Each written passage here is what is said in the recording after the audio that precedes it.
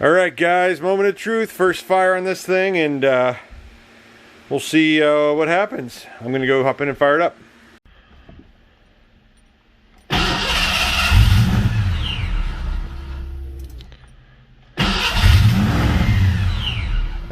I'm not touching anything. Then if I keep it running, it wants to die.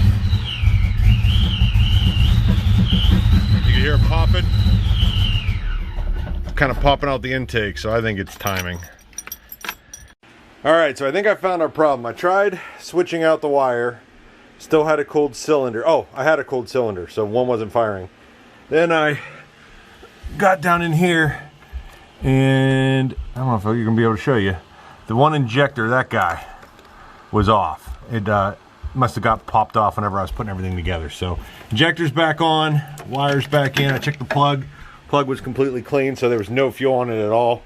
So we'll see how we do from here. All right, injector's hooked back up, plugs in, wires on. We'll see if it'll start.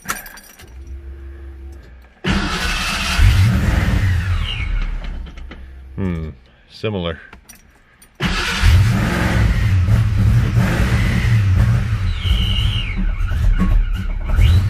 It's trying. Doesn't want to.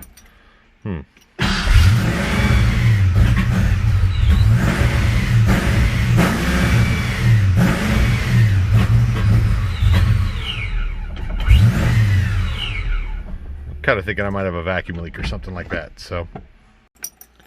At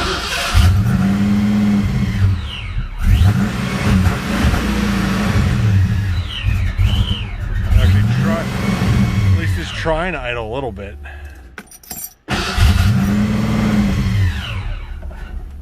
It seems like it's better.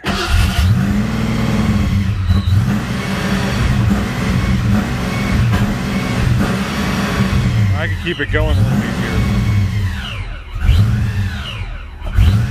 easier. No, I'm not touching it. At least it's running.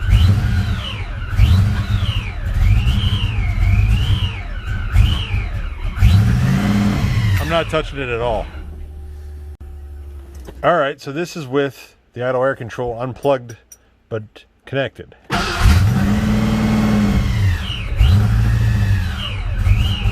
It's trying. That's interesting. I'm not touching anything.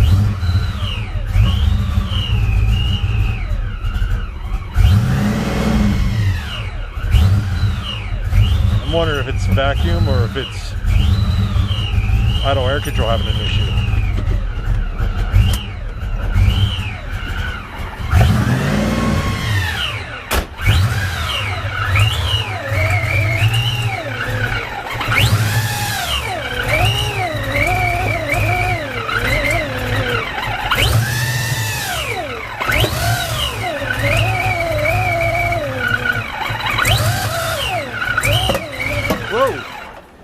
Yeah, it's popping and doing all kinds of fun stuff. Alright, so after that last video, I got all dejected and bummed out, and I started taking it apart again, and pulled the intake tube off, put a socket on the nut for the upper intake, and I noticed I could just spin it by hand. And that's when I realized they weren't torqued down. Three of them were. Three of them were not. I don't know what happened. I don't know if the kids yelled for me and I ran upstairs and I never finished the job or what happened, but the upper intake wasn't torqued down. So torqued that down, put all the intake tube back on and everything because I'd started to take it off because I was thinking I was going to need to tear it apart again. And this is what happened. Yeah, buddy! Woo! Yeah, baby! I got vacuum, everything's stable. Yes! So we're back up and running. Car seems like it runs great. It is all ice outside right now, so I can't really drive it. It needs aligned anyway. But we're all wrapped up. I gotta put the computer back in. I don't know if you can see it. I started pulling out and checking all my connections and stuff when it wouldn't run, thinking I had like a bad connection or signal wire or something that wasn't getting in. I have some seals left to do, and really the car is wrapped up. I'm getting feedback in the amp, so I might try rerunning some RCAs for the stereo. But otherwise, I mean, we're pretty much good to go, and she's gonna be ready to rip. I'm excited to take its first drive, but for the next 2 weeks, it's supposed to be like, I think the highest it's going to get is like 28 degrees. So these are 180 treadwear tires, and so we're going to just kind of wait on that a little bit. The Miata needs pulled in at some point, so I might trailer this down to work and stick it in the shop for, you know, a couple weeks while it's so cold. I can stick it in the warehouse. It'll still be cold in the warehouse, but at least you know, it'll be dry, and it's better than sitting outside in the ice and the snow. So there she is. We're and we're gonna cut and buff and try to figure out something to do with like this kind of stuff. But overall, it's ready to rip, it's ready to rock and roll, and I'm pretty excited. I think it turned out pretty nice. I'll show you a quick peek under the hood. If I can find the lever that, oh, here it is. The other thing I got to figure out, I think my hood is touching the harness. So, I mean, under the hood seemed to come out pretty neat and tidy compared to what it was. A couple things I could maybe detail up a little bit better. But overall, I got to put the wiring harness back up where it goes and stuff. But overall, I think it came out pretty good. The electric fan and stuff, it was a nice change. The aluminum rad, that kind of thing. I'm happy with that. This is the harness I got to figure out how to run. I might have to relocate that underneath underneath the brace. I'll figure that out later. I think at one time it had one, and the guy moved the harness, but I have caster camber plates now, so got to deal with that.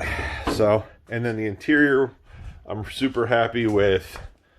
I really like that shift lever I did. It kind of gives it that old school feel, as well as I like the HVAC relocation. I gotta throw the spring in for the ashtray, and probably buy a new ashtray. I ditched all my switches that were in there. I've got my stereo control and my boost retard. They're kind of hidden underneath the armrest. They're less noticeable in person than on this. And I have, you know, pretty much got this thing, I think, wrapped up to a point where, you know, I'm comfortable with it. I'm happy with it. I don't think I'm going to go too much crazier. A couple little things left, and I got to put it. I want to get a different antenna. That gigantic, you know, 80s, 90s antenna is kind of annoying, but I don't know if I'm going to eliminate it. I haven't found a plug I like yet. The plug they have, they make like a plate you can put over it, but it doesn't really look that great. So I haven't decided what I'm doing about the antenna yet. I might just put a little nub on it or something, and then throw a inside windshield antenna that I have laying around on it to clean that up, the louvers and everything. I am not very good at body work, but it's better than the giant rust bubbles.